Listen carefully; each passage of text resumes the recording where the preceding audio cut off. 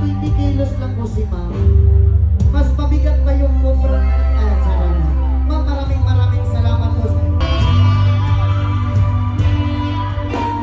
Wait lang!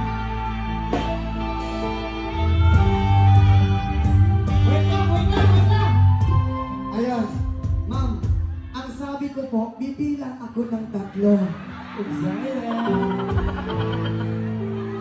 Masyadong excited si ma'am.